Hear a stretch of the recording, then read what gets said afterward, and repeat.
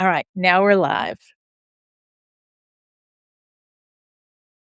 I guess it's not appearing. Oh. I guess we have to wait our 4 minutes. Oh, okay. Okay. What's 4 minutes? So we Okay, people are starting to join. okay, So, great. Yeah.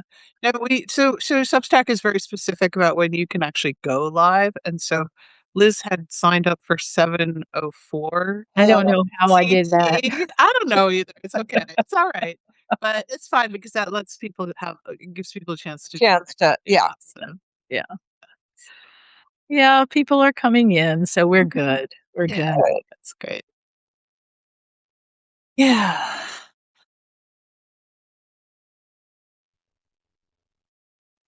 I feel like I need to do a little song and dance for all the people who are just waiting there with us. Yeah. Hi, everybody. We're happy to have you.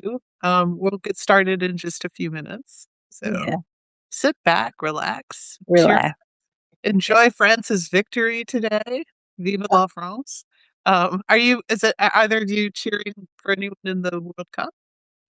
I watched the Mexico game and got very invested in them. I'm not a soccer Yeah. fan, but it was fun Yeah. to watch.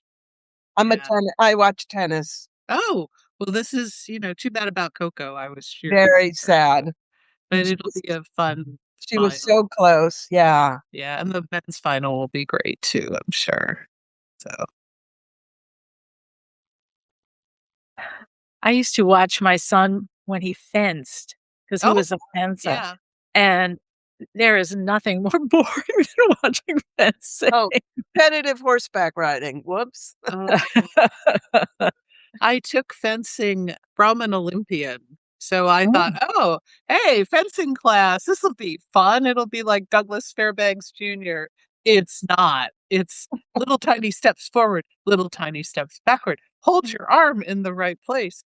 Attack. Come back. It's sort of like, wait a minute, this isn't movie fencing. And they made it very clear that it was not movie fencing. Yeah. Shakespeare in Love, that's what I exactly.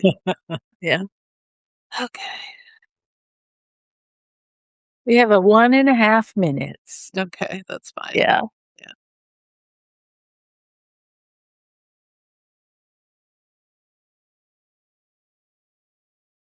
Yeah, we got rain I was actually driving back from Dearborn, Michigan, which is about 30 miles from me, and it poured for about 10 minutes. we And need that, yeah. yeah, I got home and I think Ann Arbor had a few raindrops, but we are supposed to get more tomorrow. And that'll be good because I don't like dumping water on plants. I would rather have them Yeah, the little watered from above. Yeah. Right. And, we have had many years recently without daily rain. And it used to be, when I was a kid, that it rained in the summer every single day. Is that And right?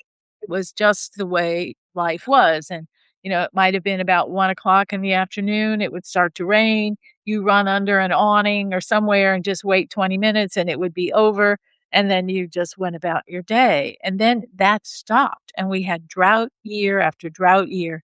And this year it has really rained, not literally every day, but I would say 5 days out of the week. Wow, so like your childhood. Yeah. Yes. Yeah. Mhm. Yes. I would Okay, we are live. Mhm. And welcome, everyone. It's so nice to have all of you here. Um, this is Mickey and Liz, dinner with us. And today we have a special guest. I'm going to turn it over to Mickey to introduce herself. But first, let me just tell you, I'm Liz Williams, and my Substack is Tip of the Tongue. And we're really happy to have you here today. Okay, Mickey. Thanks, Liz. Hi, it's Mickey Maynard. I am the editor and writer for Culinary Woman here on Substack. And we appreciate you joining us for dinner party. We've had a lot of fun doing these regular broadcasts. And tonight we have our first guest, and it is someone that I met 10 years ago in Boston when I was on the staff of Here and Now. And I hope some of you are NPR listeners and listen to Here and Now. It's definitely on the air here in Ann Arbor, where I am, and in Boston and in many other cities. We have Here and Now's resident chef, Kathy Gunst, who I met at the station. And one of the delights of being a staff member is that when she's going to talk about recipes on the radio, she actually makes them and brings them in. So, in addition to being a wonderful cook, Kathy has won a James Beard Award. She's won an IACP award, which is Professionals in Culinary. And is not only on the radio, but she's doing a lot of things in the travel part of culinary. And right now she's in Maine, but she divides her time between Maine and California, which sounds kind of like a sitcom to me. So, Kathy Gunst, welcome to Thank Dinner you Party. so much. Thanks for having me. I'm delighted to be here. Thank you. I would love for you to give us a little capsule of your focuses. And I mentioned WBUR, but I'd love to kind of hear your portfolio and where you are right now. Oh boy. Well, I have been the resident chef. I don't know who coined that term. It's been from the very beginning, and a lot of people think I'm a caterer. But I have had that. I am a food journalist. I have been talking about food on the NPR show Here and Now before it was an NPR show. I was part of it from the very beginning. So it's been over. Okay. I think no one else on staff has been there as long as me, which is very strange. So yes, I talk about food and seasonal foods and really just trying to get people to understand that getting back into the kitchen can be faster, healthier, less expensive, and more exciting than most restaurants. Not all, but and I am also a writer. I write for a lot of different publications. And then the most recent real switch in my life it was during COVID. I started doing some classes on Zoom when we were all locked up and locked home. And I found that I actually really love teaching, and I was very surprised by that because if you had asked me even 7, 8 years ago, "Oh, would you ever teach?" I'd be like, "I have absolutely no interest in that." Um, but I don't know if it's because I'm at this stage of life and I've had a long career, but I am so thrilled to be teaching food and memoir writing to younger writers. They're not all younger, but writers maybe who are starting out or switching careers. And so I teach a class called Finding Voice in Food and Memoir Writing. And the focus and the goal is that trying to teach writers to find their own voice and stop mimicking people they admire or the style of every magazine. We've all become very used to trying to sound like someone else or like, if you read a food magazine, most of the pieces sound pretty much the same. And that's good because they have a format and they have a style and they have certain advertisers. And I worked at food magazines for years. I understand that. But what happens is that writers lose their voices because they're so used to fitting into this box. So what my class does is it tries to teach people how to find what it is that they have to say that's different from everybody else. And it's absolutely exhilarating to see what can happen in a few days. And I do these classes in Maine, in California, and also in Italy. So that's very thrilling. I think as someone, I mean, I write for a living, obviously, but if I didn't, I might be a little bit intimidated to start. And I wonder if you find that when people arrive for the class, are they A hundred, scared to get started? 110%. It's really interesting. Most, but not all of my students are women. Mhm. And on the first class, I ask several questions just so we can all get to know each other. And one of the questions is, what do you hope you'll have gained by the end of the week? And every single woman in every single class says confidence. Oh, The men do not say that. yeah. It's really interesting. And by the end of the week, I always circle back. I'm like, how are you feeling about yourself as a writer? And I can just tell from the smiles and the feedback they've gotten as the week progresses. I mean, the pieces that people write on the first day are quite different than what they produce towards the end. And that's when I'm like, yes, yes, yes. That's wonderful. And so how do you organize the teaching so that you can get people from one place to another in just such a short time? There's several things. I guess the most important thing is positive, constructive criticism. So when we're listening to people's work, I'm asking people, I don't really want you to say it's good or it's bad. I want you to say this worked for me because. Um, and I am very positive about trying to find kernels in people's work, even people who are just beginning. And let's face it, look at little kids. Good job. All of a sudden they're doing better. Oh, would you clean up the dishes? You're such a big helper. Now, I'm not saying my students are children, but I'm saying we thrive on positive feedback. It feeds us. And a lot of writers and a lot of writing professors, I certainly went through this in college, are the absolute opposite. They'll tell you, you'll never be a writer. This is, you've seen all the movies and all the cliches. And I'm not, like, sitting there stroking egos that aren't producing work. I'm trying to find out what's working and what's not and focus in on that and say, "Look, here, we're all confused by this part. Let's talk about that." And I just think the camaraderie in the group, by the end of the week, there are a lot of friendships. There's a lot of feeling of we're all in this together, and people shine. It just I often, and I'm not this kind of person that uses words like this, I often feel something magical happens, that there is just a feeling that everyone's growing and everyone's getting better. And I mean, I mentioned to you guys before, I've started playing tennis again. So I take one lesson and I'm okay. And I take two and I'm better. And I take four lessons and all of a sudden I'm playing. Yeah. And it's like anything. The more you do it, the more you pay attention to it. So if you really writing and I ask them, "Why does this work? Why doesn't this work?" And we read all kinds of famous writers and we try to figure out why things work. And almost always it gets down to voice and having a distinct point of view. Mhm, mhm. I think, through the years, food writing has definitely evolved. So, Mm-mm. I think back to when I was very young, and we talked about Gourmet Magazine Yep. in a previous episode. You had Gourmet Magazine. Then you got Saveur, which I liked much better. Then Same. you look at the British food magazines and the French food magazines, and they always seem more contemporary to me. That things, because maybe diversity, I don't know what it is, but foods were cycling in from other parts of Europe to Britain and France, and so they seemed a little pressure to me. And now in the food world, we have not just writing, but we have video like tonight, and we have all the influencers, and we have now radio, food on the radio. So, Yeah, it's completely changed. I mean, I started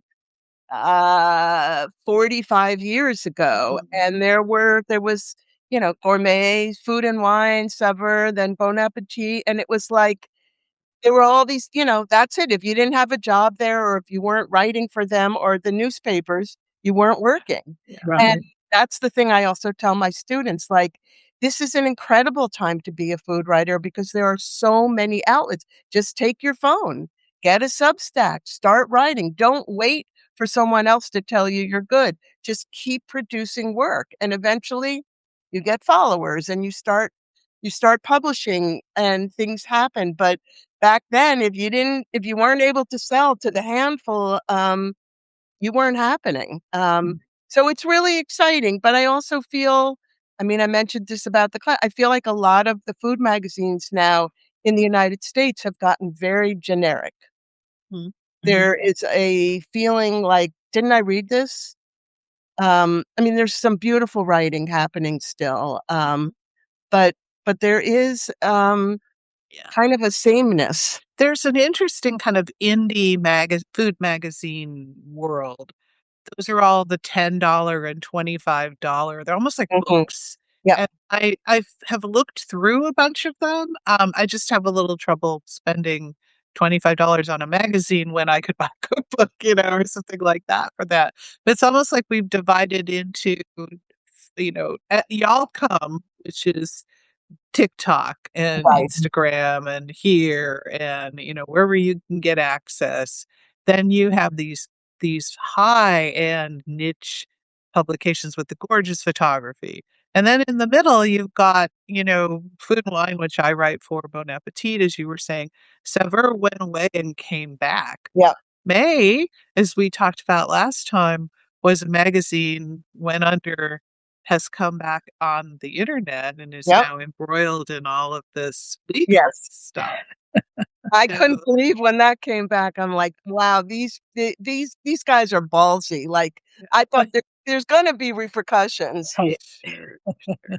Liz, did you find out anything new about Yeah, I mean, nobody's talking, but the court has actually put in place a schedule of Oh, all of the responses are due by this date. There's going to be hearings on these other dates. So right now, that's the status. There is a schedule in place, and then all it is you have to wait till the next date, the next deadline before anything happens.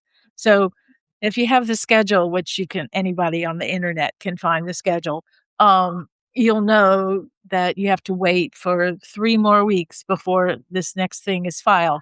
Then you can access it because it's all public record, and you can actually read what they write and what the arguments are and everything. yeah. And then they'll have a hearing, and the hearing dates are all scheduled too. And then it'll be, up to the court to figure it out. Uh, So, Kathy, I want to talk about your different locations. So, you're a Mainer, right? I've lived here for over 40 years. Yeah. Yeah. And then you spent time in California and you spent time in Italy. What's the difference between those three food scenes or those Oh, three food traditions? Because I think they all evoke, in me, definitely warmth and an expectation of good food, but very different good food. yeah, very different. But they all have a definite sense of place and cuisine. I mean, Mhm. let's start with Maine. Seafood, just incredible seafood, not just lobster. The fish coming out of Maine is absolutely, I won't call it pristine, but it's fantastic. And the tradition of chowders and clam bakes. And there is a lot of young people in Maine starting to farm again Yeah. and getting grants or taking over pieces of land and growing just beautiful, beautiful food. There's also, it's not new now, but a tradition of growing and milling wheat in Maine, Mhm, and mhm. all different. Maine Grains is this fabulous company, and um, at the end of the month, actually, I'm going to be heading to the Kneading Conference, Oh, KNEAD. interesting. It's supposed. I've never been. I'm going to Uh-huh. be conducting a panel. It's 3 days of bakers, wood-fired cooking, sourdough workshop. Some of it's kind of geeky, but it all sounds fabulous, and it's in Skowhegan, Maine. Oh, sure. Yeah, yeah. It should be really interesting. So I would say that the other thing is that Portland, Maine, Mhm, and not just Portland, has become mhm. an extraordinary restaurant city. Yeah. There's some of the most exciting restaurants I think of anywhere there. Um, Mhm, so I would say that I'm a big fan of the food scene in Maine because when we moved here mhm. from New York over 40 years ago, there wasn't a lot of choice. You could eat lobster, you could go to a health food store if you wanted organic food, but there were just big grocery stores, and there wasn't this renaissance of interest in growing local, buying local, and Maine has just changed so much for the better in terms of the food. California, which I don't know nearly as well, I would say the most thrilling thing about being there in the winter are the farmers markets. Yeah. And the food, the quality of the food there is off the charts. We go to farmers. Where do you go in California? What part We're of California? primarily in LA, Oh, okay. near my daughters. Hmm. But every time I go to the farmers market, I think this is as good as a European farmers market. And we're getting incredible food all winter, not just citrus and 15 types of avocado, but some really fabulous stuff that you might not expect, like pontarelli, which is that Italian, it's a type of chicory that you shave and eat raw with parmesan and lemon. And I don't Yum. know, I'm Yeah. completely wowed. And the thing about the food in California versus the East Coast is that all year it's grown and harvested and cooked within a few days. Hmm. So that's a big difference of, say, being in New York or being in Maine. And Italy is just this incredibly special place that I get to spend a few weeks. The food writer Domenica Marchetti, who just published a book on Italian cookies, we knew each other for years, and she came on vacation with her family to Maine, to a town near me, and she said, "Would you want to have coffee?" And this was probably 6 or 7 years ago. And we met for coffee, and she does tours of Italy, culinary tours. Oh, And she wow. said, "I've been thinking about what it would be like to do a food writing workshop in Italy. Would you have any interest?" And I'm like, let me think about that for half a second. Yes, of course. And And where in Italy do you go? we go to a different region every year. Okay. This year it's in Liguria. Last year we were in Piedmonte Hmm. in two different little towns. And it's absolutely fabulous because I'm learning about Italy, and I keep saying, "Where are the ugly parts? Where's the bad food?"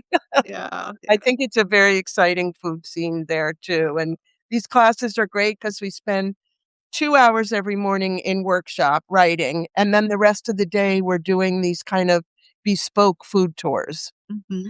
And so do you find that the students who go to Italy are seriously different? I mean, they may, be writing about different things because you're in Italy, obviously, but is it do you find that you have different kinds of students at different places where you're teaching?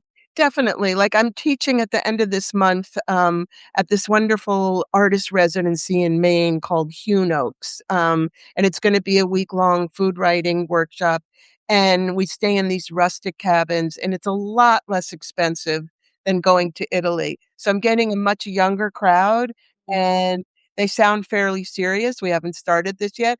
A lot of the people that come to Italy are as interested in being in Italy as they Italy. Yeah. are, in writing. And it's a great way to travel because you're with like-minded people and you get an inside glimpse of we go to farms that make extraordinary cheeses that are not open to the public, and we go to vineyards, and we do a lot of bespoke things that regular tourists just wouldn't have access to, nor would I. Um, so it's this great combination. And we get everybody from food writers you might have heard of to absolute beginners who are like, I want to go to Italy with these food writers. And then Dominica's there, and she's really an expert in Italian food. So it doesn't matter what people ask her, she seems to know the answer. Yeah. I did something like this. It wasn't food writing, it was cooking with Patricia Wells Oh, yeah. in Yeah. Paris. And she used to teach at both Provence and Paris, and now she Yep. teaches primarily in Paris. And we did was we met she had a separate apartment, just for the food classes. And so it was a like about a one-bedroom sized apartment, but they had re rehabbed it so that there were 7 different cooking stations. Oh, wow. Then she would hand out a recipe, and the mise en place had been done for us, but she would give people a recipe, and then we would cook, and she Fun. would come around and give us guidance if we needed it. And then we also visited places. We visited a cheese shop. We visited bakeries. We went to a flea market. We went and had a very elegant lunch at Au Pré Catalan. Oh, it sounds fabulous. Yeah. And then every day we cooked, or we cooked like the Au Pré Catalan day, we cooked ahead for the day after that because we weren't going to be able to serve what we were making. But I highly recommend these deep dive kind of pick a location where you want to be in the world and go with somebody skilled like Kathy and get some advice and learn some things. It's an It's a great exhilarating thing. Yeah, it's a great way to travel, and, I mean, we like, when we were in Piemonte, there was this wonderful chef who actually has a TV show, and we made pasta with him, and he made 37 shapes out of the same dough, and Oh, he just wow. he's 4th generation pasta maker, and it's like, you're right into the heart of it, and, Mhm. you're just drinking local wine and eating this food, and everybody's so blissed out, and then the next morning, they're like, "Oh, we have to write?" Yeah. Oh, but, it also might even be tax deductible, and that would be Sure, great. True it's an enough. True. educational expense. So I wanted to ask you a little bit about being the resident chef here and now on NPR, and you most recently had some grilling recipes, and what I love about Kathy is that she does seasonal recipes, so throughout the year, she's giving you things you can do right away. So back when it was Memorial Day, she gave you early summer recipes, and she recently did grilling recipes. And I was wondering how you settle on the recipes that you're going to feature on the radio. Yeah, mostly I come up with the ideas, but sometimes my producer will say, "Oh, people have been talking about blank and they're curious about it." And I pick a topic, as you said, that's very seasonal, and I kinda do a deep dive into it, and then I come up with 3 brand new recipes. So, I'll give you a little preview. On Tuesday, I'll be on live, and it's been so hot in Maine, and I know it's very hot in many places, and I thought, I can't turn on the stove, so I thought, "I'm gonna focus on cucumbers." They're Oh, really good. I just real bought some. Yeah, and a lot of people grow them, they're Yeah. really inexpensive, and, my kitchen has just been just going full blow with cucumbers and doing a pickle and a sort of Danish open-faced sandwich, and Wow. what's the 3rd one? Oh Soup. my goodness. No, I've already done a soup, that will be on Okay. there too. I can't believe I forgot, I just finished it today. Yeah. Pickles, soup, and, wow, something Yeah. else that'll I'll be a be big surprise. surprised when people Yes. listen on Tuesday. Well, yeah, so then I learn about cucumbers, and I start experimenting, and I come up with these 3 recipes, and then I do a live segment. The big change since you've been there, Mickey, is that in COVID, we came up with they found this app that links the guests into the studio. So I'm Oh, not yeah. going in live I mean, I'm Oh, live, too but bad. Yeah. I'm home, It may. and they're all really pissed off because everybody's Yeah. starving there. I'm sure it was such a delight when the food would arrive. But Oh, I mean, by the time I was there, the hosts were so hungry because 'cause they'd been on the air for 2 hours and it was yeah. lunchtime and they'd be practically salivating, but so it's my job to describe the food in a way where you can see it, Mhm. you almost feel like you can taste it. Sometimes you can hear it, but also makes you feel like, "I think I could do that." Yeah. Even the cooks that are really unsure of themselves, the best emails that I get and text was, "I'm driving down the street, you came on the radio, I made a U-turn, I went straight to the store, I bought the 5 things, I went home, I made it, and thank you so much." And I'm like, "That's why I've been doing this for 40 years, 20 years." It's just that's it. One of I have a Kathy's question. And so I'm leaving next week to go to visit my grandchildren in Madison, Wisconsin. So it's Okay. far from here. And I have a gallon of fresh figs that were given to me just a day or two ago. And there's no way I can eat them all before we go. And I don't need another jar of fig jam or fig preserves. And I'm not going to make like a fig cake or a fig bread or something like that. I want something totally different. And I've been thinking about making pickled figs. What Ooh, do you think? Hmm. Do you think that would be good? I like that idea a lot, but I immediately thought a little balsamic vinegar.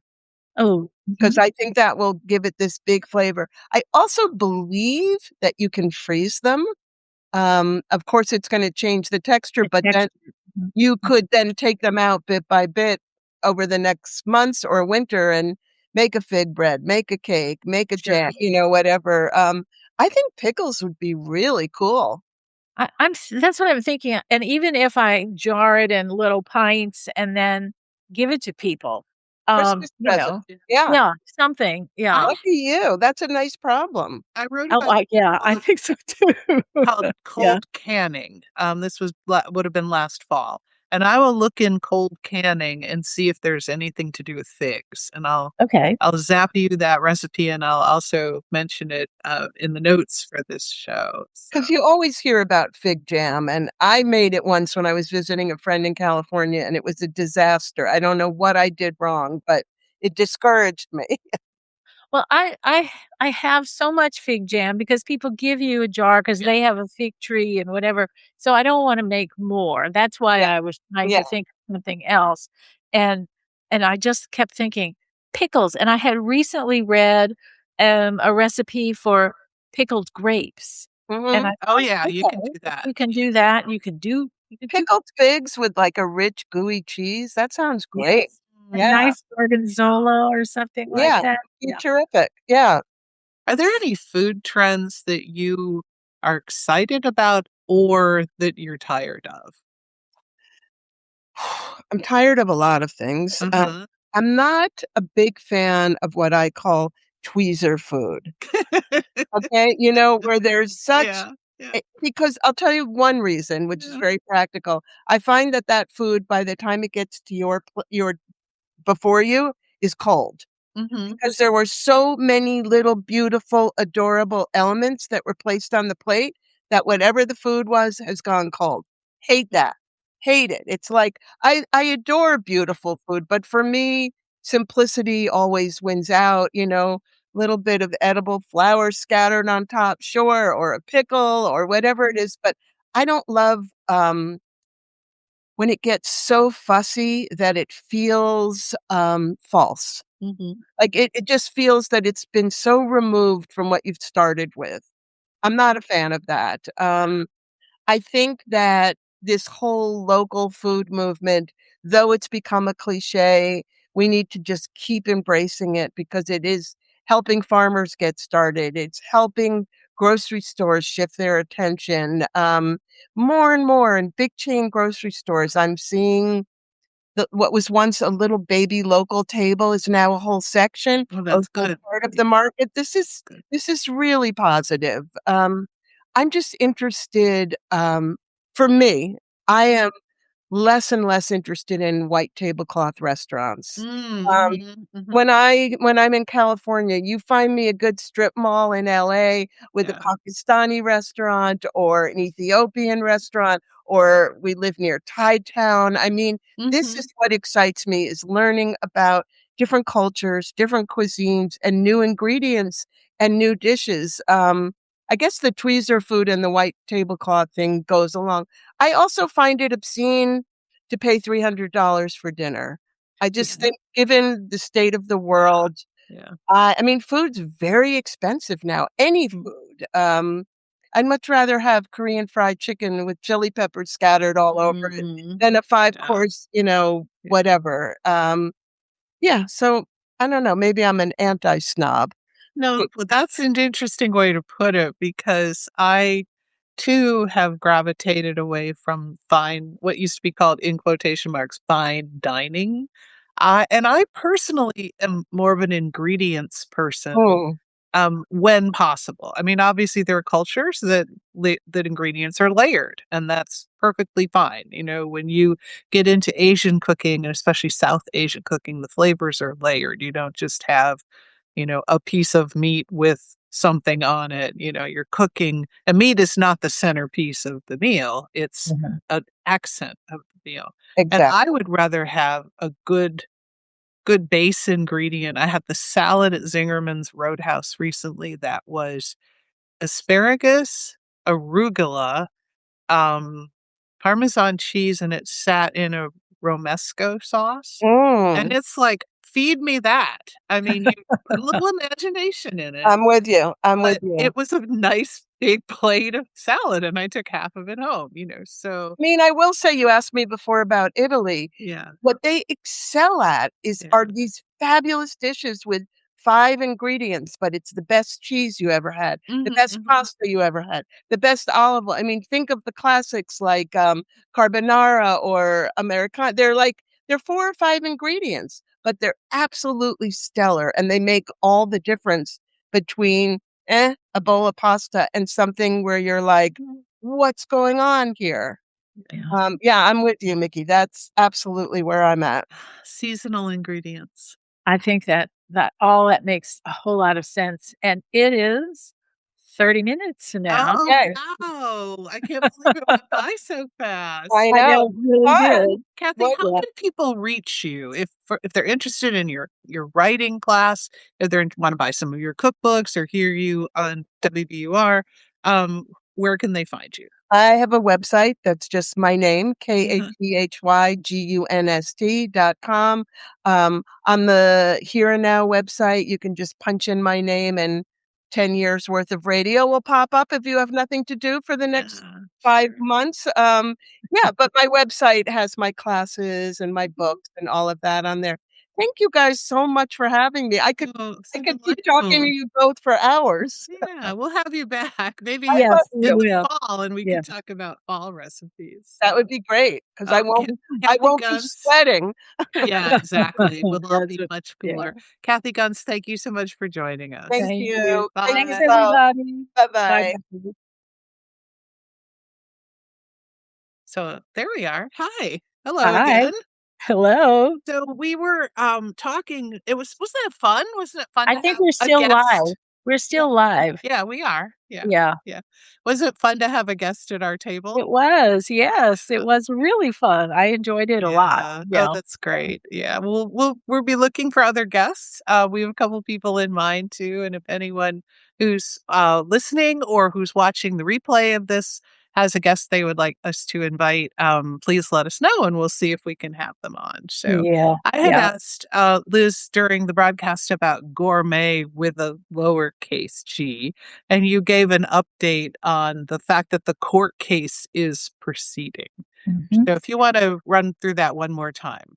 Okay, the court has set a schedule, in which it has set deadlines for various filings Mhm. and for hearings that are upcoming based on the filings, and so it goes off on into December and January. So, Wow, there's okay. 6 weeks here and 2 months there in between things. So nothing is like tomorrow and 3 days later or anything. It's all kind of spaced out. So we won't have any kind of results until the earliest I would say is December and maybe not until January or February. Wow. But one of the things that I did think was very interesting from that was that the people from Gourmet have written something which has no information in it about the actual hearings or dispute or anything like that. But they reference something from Briat Savarin and Oh, his, yeah, his yeah. book, Tell me what you eat, and I'll Physiology tell of you Taste. who Yeah. you are? Right. Something like He's that? he's the one who said that. But he tells a story in his book um about having, it was during the time of the French Revolution and he was concerned about being executed and he was going to travel to pick up some sort of document that was supposed to exempt him from execution. Mhm.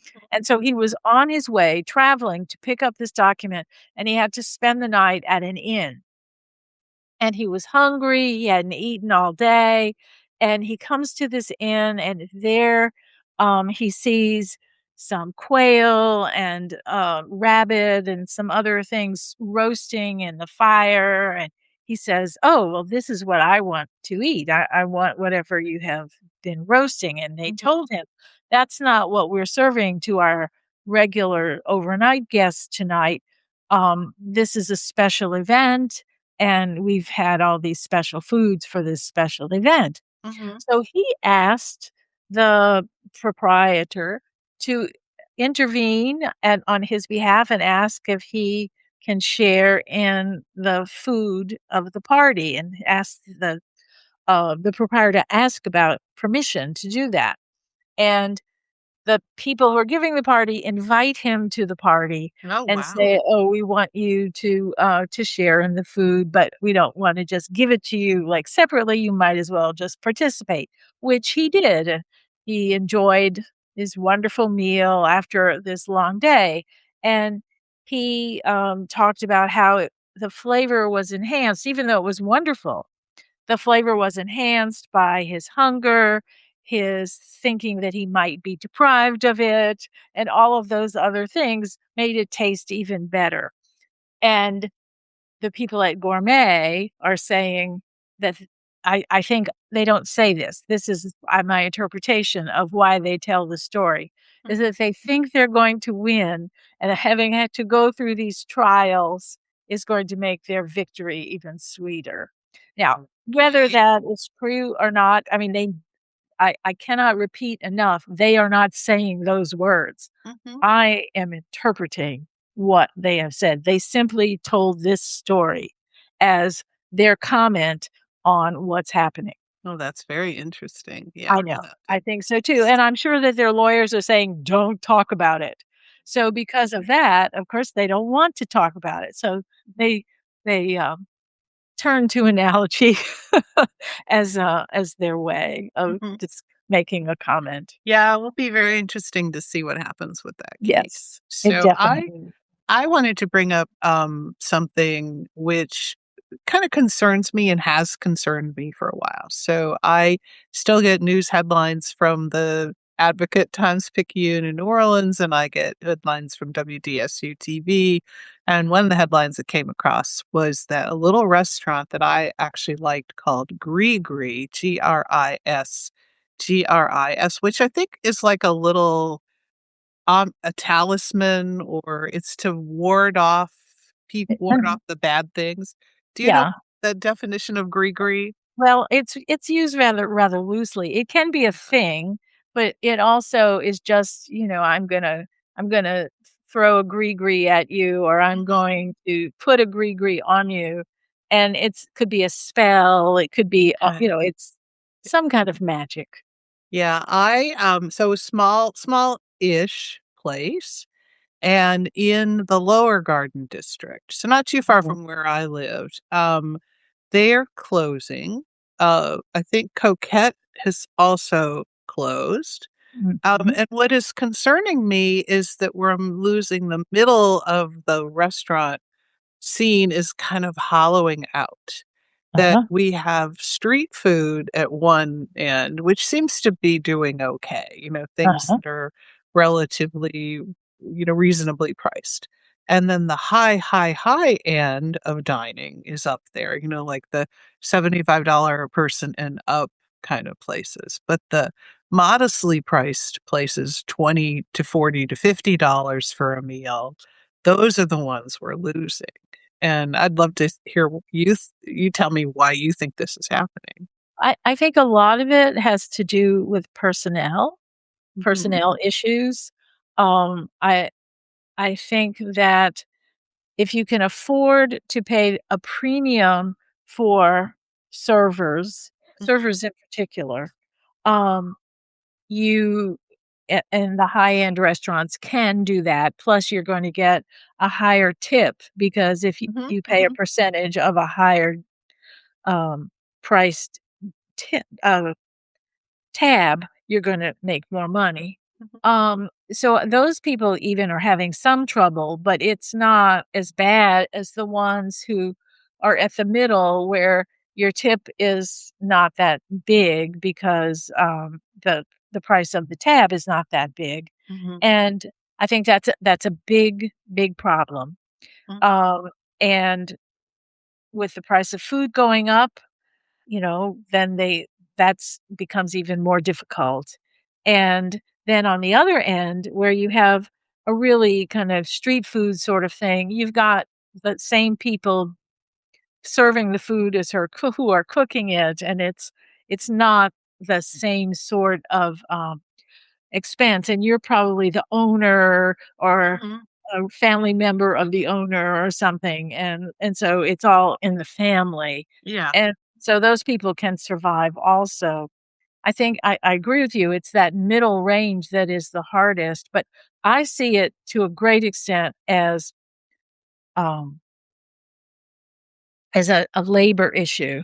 Mhm. And, there have been ICE raids and Oh, such yeah. in New Orleans, that have focused on restaurants. Mhm. So, I don't think I'm just imagining it. I No, think that it's it's a real true in other problem. parts of the country. Chicago has been hit really hard Yeah. as well. And I think Mhm. people, especially now, a lot of us who cook at home, we know what groceries cost. And Sure. so $40 for me personally, because I'm by myself, I can get a week's worth of meals for Uh-huh. $40 because I have things in my pantry. I'm not like only eating the food that Right, I get from right. Aldi or Mhm. Trader Joe's or the local market.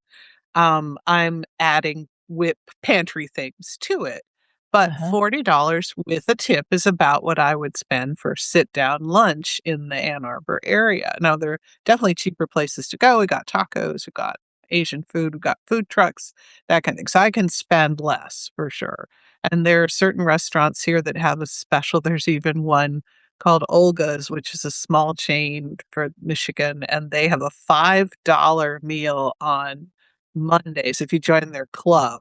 And you get a nice little Greek salad and it's like a little wrap, like a little thing with vegetarian wrap. And so Uh-huh. that's kind of my favorite meal of the week, and it's $5 plus a dollar tip, Yeah. so Yeah.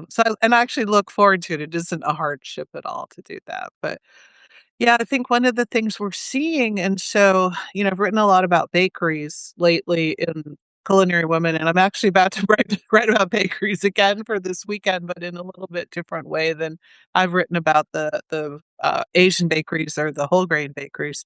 Um, you go in to get a pastry, a croissant or Danish or something like that, and then you add in a coffee, and you're talking 12 to $14 now.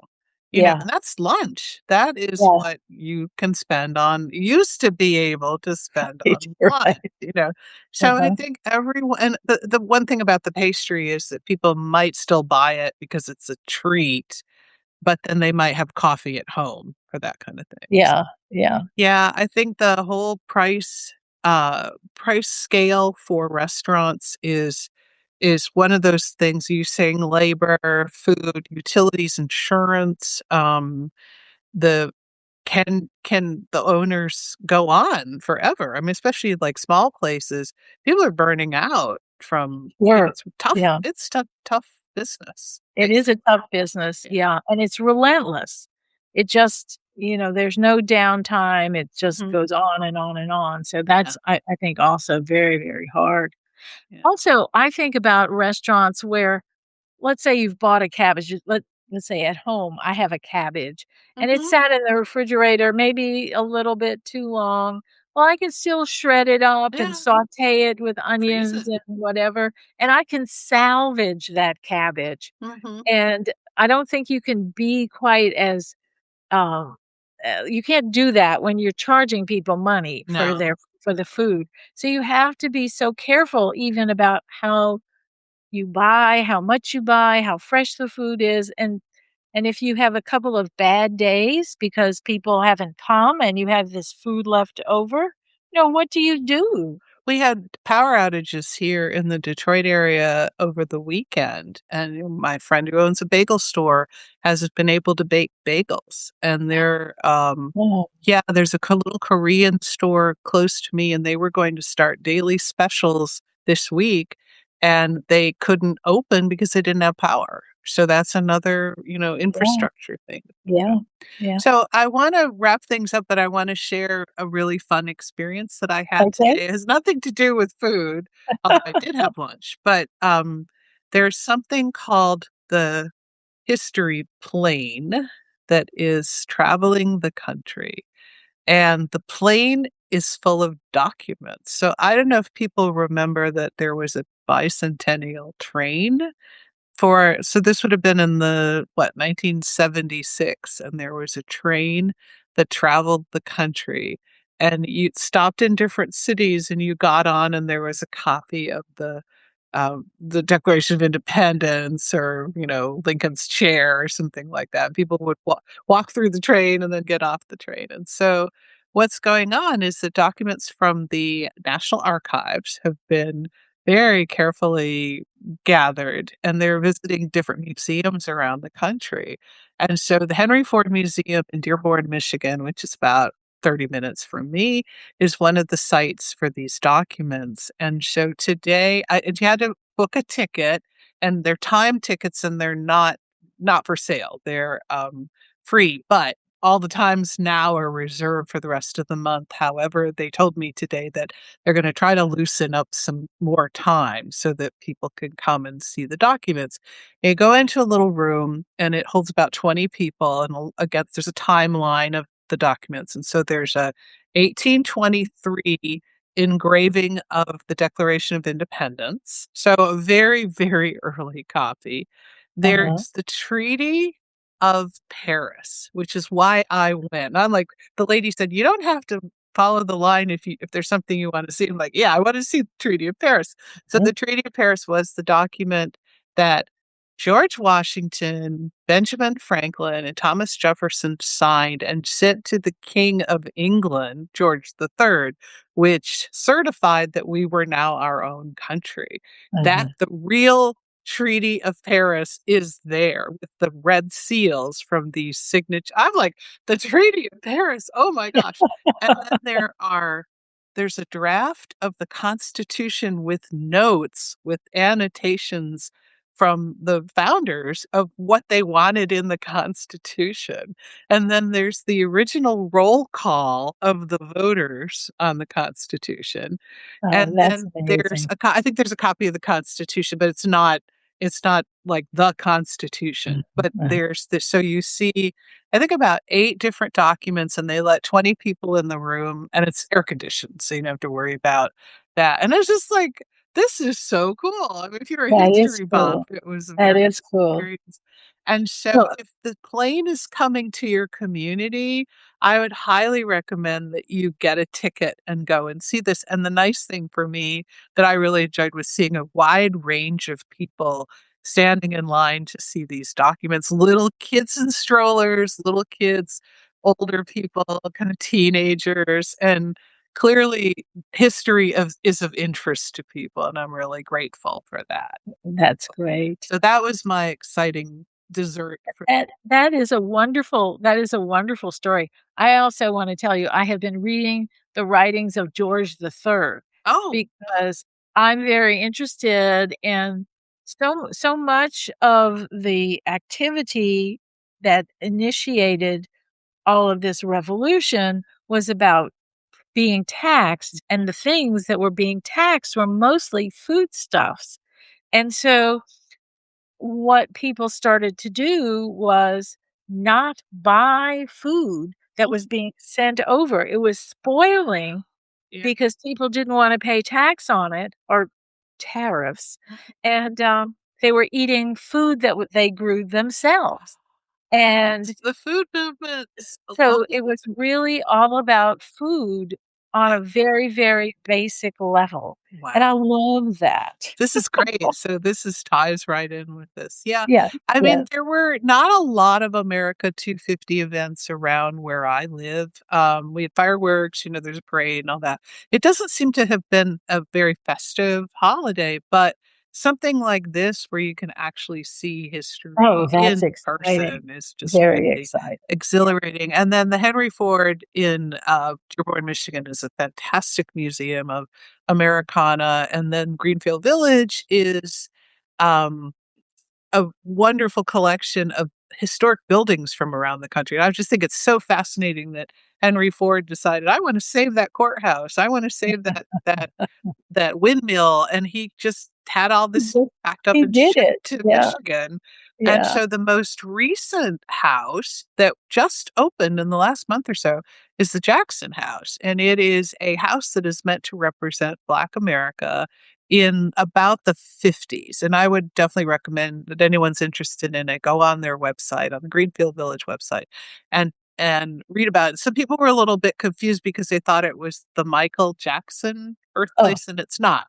It's just a family named Jackson. And yeah. I have actually been to Michael Jackson's birthplace in Gary, Indiana, and there's talk of, I think they may be restoring it, or there's talk of buffing it up a little bit so that people could actually. It's a nice house. I mean, the Uh, neighborhood, Gary's a little shaky, but the house itself looked very nice, and it looked like, Mr. Jackson, whatever you think of him, had provided for his family, yeah. till they Yeah. were able to leave Gary, Indiana. So yeah. So we are coming up on 8 o'clock.